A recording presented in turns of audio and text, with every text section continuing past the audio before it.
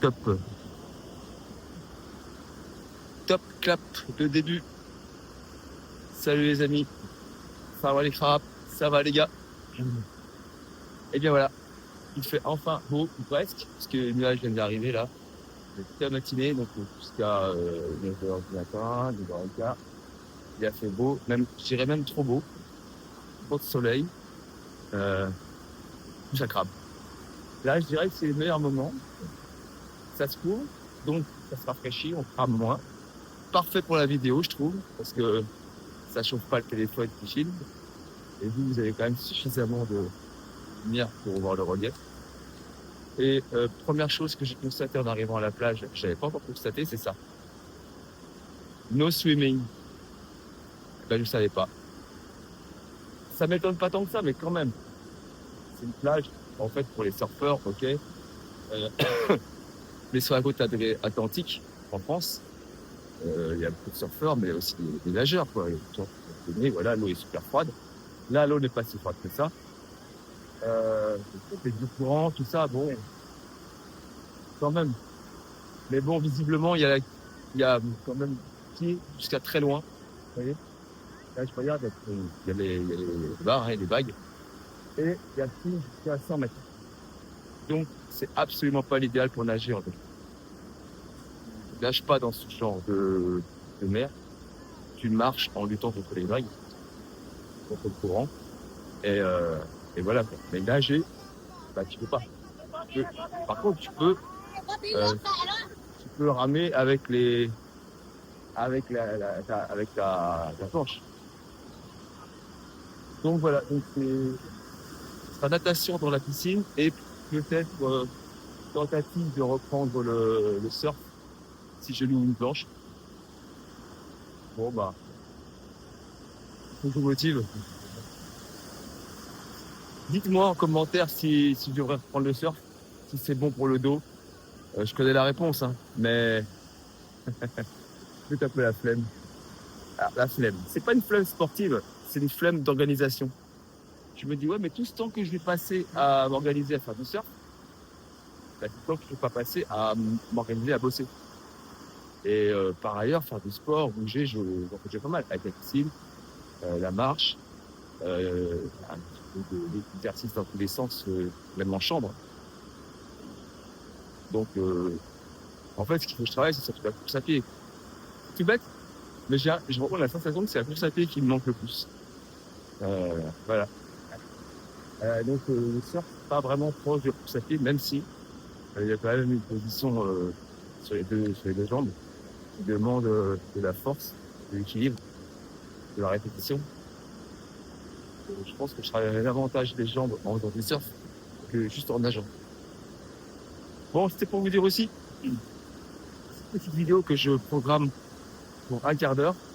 Vous parlez de est-ce que Da Nang en novembre, c'est pas mal.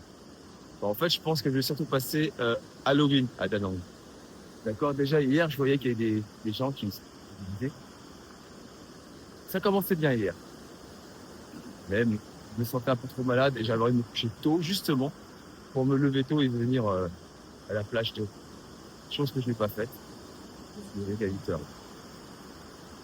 8h. Non, je suis à 7h30, 8h, ouais. Et deuxième chose que je devais faire, ou ne pas faire, pour être en forme et venir à la plage rapide, c'est ne pas déjeuner. Ne pas prendre de petit-déj, juste boire un coup. Boire de l'eau, et voilà. Et en fait, je me suis dit, je prends quand même un petit café. Et paf, en faisant le petit café, je me suis dit, tiens, je vais manger mes petits biscuits que j'ai achetés hier. Je me suis acheté des beaux petits biscuits Viette à tremper dans le café, qui sont d'ailleurs parfums café. Et voilà, quoi. J'ai mangé que ça, mais ça m'a un peu rempli. Et du coup, après, je me tiens, mais je vais aller aux toilettes. Voilà, bon, quoi. Et du coup, j'ai fait tout mon petit rituel. Le petit rituel petit-déj, toilette, machin. Au final, ça prend une demi-heure. Donc, encore une demi-heure de perdu, ce qui n'est pas rien.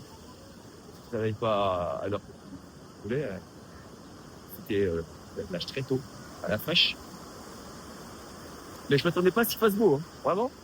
Je disais, ah merde, un rayon de soleil. J'étais sur le cul. Voilà, parce qu'en fait, t'as l'impression qu'il va pleuvoir tous les jours, tout le temps, et en fait, Ah non, il y a un rayon de soleil, puis un vrai rayon de soleil, quoi. C'était vraiment sec. Tu dis, ah, enfin de l'air sec. Parce que j'ai eu 4 jours là, 4-5 jours d'air pas sec. De l'air, mais vraiment humide. Oh. Vous voyez, quand vous avez toutes vos affaires qui restent humides, même dans la chambre où tu mets le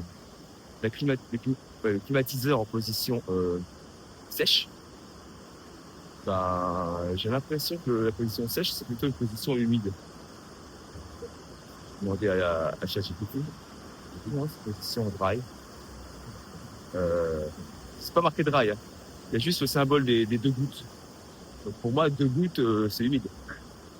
Là, voilà. Et ben, ça n'a pas l'air très efficace. J'ai typiquement mon imperméable qui est humide, d'accord, normal, c'est à tout. Et ben il sèche pas. L'imperméable ne sèche pas parce que c'est un imperméable à coup de vent surtout. Donc en fait, l'eau pénètre dans l'imperméable. Il n'est pas complètement imperméable en vérité. Il est imperméable pour quelques gouttes de pluie, mais c'est à coup de vent. Voilà. C'est un peu de la merde. C'est pas adapté à la saison des pluies sur les tropiques. Ce genre de truc. Je suis bien d'accord. Parce que non seulement ça, c'est pas imperméable, mais en plus, c'est trempé après. Ça sèche pas. Donc, bon, bah, je les prends quand même, hein. Je fais sécher, je les mets dans mon sac. Et il me protège quand même, disons, une demi-heure, 1 heure de la pluie. Voilà, c'est pas pour traverser toute l'après-midi et sous la pluie. Sinon, donc, je suis pas tellement avancé niveau boulot. En fait, le nomadisme n'est pas compatible avec le développement informatique, selon moi. Le nomadisme n'est pas compatible avec le développement informatique. Parce que quand tu te réinstalles quelque part, surtout quelque part que tu ne connais pas, comme moi ici à Danang, au Vietnam, ben, il y a beaucoup de temps d'adaptation. Mais il n'y a pas que ça. Et en fait, tu arrives dans un endroit sympa, ben, tu as envie de visiter. Donc, tu ne peux pas t'empêcher de visiter un peu, d'explorer, ne serait-ce que pour savoir où acheter des trucs, quel restaurant choisir pour manger. Forcément, le premier restaurant n'est pas bon, le deuxième n'est pas le bon, donc tu continues de chercher, d'explorer. En fait, tu te perds un temps fou à explorer les environs. Tu perds un temps fou aussi à faire un petit peu le touriste, à décider, mais c'est une perte de temps. D'un point de vue boulot, c'est une perte de temps. C'est des vacances sans être en vacances. Donc, c'est passer du temps en vacances sans avoir décidé d'être en vacances. Moi, tout ce que j'ai décidé, c'est de changer d'endroit pour des raisons économiques, pour changer, juste pour changer, mais pas pour y passer du temps. Ouais, vous voyez, voilà, bon, bah. Les résultats, c'est comme ça. Et c'est quelque chose que l'on anticipe complètement prévisible, mais qu'on n'anticipe pas autant qu'on le devrait parce que on est optimiste. On se dit, bon, bah, je fais là, je prends cet hôtel, je me pose dans l'hôtel, je travaille, et quand j'ai envie de manger, je sors, je vais dans un resto, je mange. Voilà. Il y a plein de restos. L'hôtel, il y a un petit bureau, tout ça. La bosse, voilà, il y a le Wi-Fi. Ah oui, le Wi-Fi. Il y a du Wi-Fi, c'est bon. Tu n'as pas besoin d'une connexion de malade pour bosser, c'est bon. Oui, mais tu vas avoir besoin d'une connexion de malade et même pas avoir 10 mégabits par seconde, il y a un gap. Donc quand tu dois bosser avec même pas 10 mégabits par seconde et en plus avec des coupures, enfin, avec des descentes en enfer sous les 5 mégabits, 1 mégabit par seconde, t'es là, mais qu'est-ce que c'est ce bordel? 1 mégabit par seconde. Tu aperçois aussi que c'est un peu ton VPN qui fait ça. Ah, si en plus ton VPN t'enlève 10-15 mégabits sur les 20, tu vois, c'est un truc de fou. C'est même pas que ça divise, c'est que ça te bouffe 10 à 15 mégabits par seconde le VPN. Donc, quand tu as 100 mégabits, ça va. 50, ça passe. Quand tu commences à tomber en dessous des 20 mégabits par seconde et que ton VPN tombe 10-15, ouais, t'as plus de bande passante pour toi. Du coup, tu es obligé de couper le VPN. Ça fait chier. Tu dis, attends, je suis sur le Wi-Fi de l'hôtel. Voilà quoi. J'ai pas envie de me connecter directement sur le Wi-Fi de l'hôtel sur le VPN. Bon bah voilà, c'est chiant. Donc c'est vraiment, en fait, ça peut être vraiment pas seulement chiant, parce que voilà, ça peut être vraiment hyper grave, parce que tu es obligé de couper ton VPN. Donc, tu mets ta sécurité en danger, là, en jeu. Bon. ça. Du coup, je vais dans des coins où il y a un wifi bien meilleur. C'est pas dans la chambre, quoi. Tu peux pas bosser à tête reposée. Quand tu développes, tu peux pas bosser forcément dans un café aussi facilement que dans ta chambre. Tu as besoin de poser des heures, et en plus des heures. Hein. Donc là, je ne sens pas trop. Mais cet hôtel-là, disons que j'y suis voilà, pour développer un petit peu, mais pas à fond. Et puis j'ai aussi une autre échéance qui me saoule, c'est le changement probable de comptable. Il faut que je me décide aujourd'hui. On est le 31 octobre, les amis. Je vais poster cette vidéo aujourd'hui en espérant que vous la voyez aussi, vous, aujourd'hui. Parce que aujourd'hui, c'est le dernier jour où on peut prévenir son comptable actuel d'un changement. Parce qu'il y a 2 mois de préavis. Et vous avez des comptables qui vont vous saouler, qui vont dire « Ah non, tu m'as prévenu le 1er novembre, il fallait le faire avant le 31 octobre. Maintenant, le contrat de 1 an est reconduit. Tu me dois 1 an. Tu me dois 1 an de frais comptables. Pour un jour, vous prenez 1 an de frais comptables dans la vie. Alors si en plus, comme moi, vous payez 144 €, ce qui est en fait une moyenne, hein, j'ai regardé les autres tarifs pour un comptable, un réel comptable avec expert comptable dans l'équipe. C'est la moyenne, mais c'est, par contre, on peut trouver moins cher, surtout quand on a une activité nulle. Donc c'est ça qui me saoule, c'est de payer 144 alors que je pourrais payer la moitié, disons, étant donné que j'ai une activité comptable nulle. Et après, peut-être que je changerai si jamais j'ai besoin de complexifier. Mais là, cette année, il faut que je passe à un comptable en ligne comme Indy. Alors, Keobiz, je vous le dis, Keobiz, 2 red flags. 2 red flags, Keobiz. Même 3, mais premier red flag, il est un peu général à tous les comptables, c'est que vous choisissez votre domaine, d'accord, il vous demande dans quelle case cocher quel est votre domaine d'activité, il n'y a pas le mien, et il n'y a pas le domaine digital, informatique, service informatique, logiciel. Il y a tout sauf ça. Faut cliquer dans autre.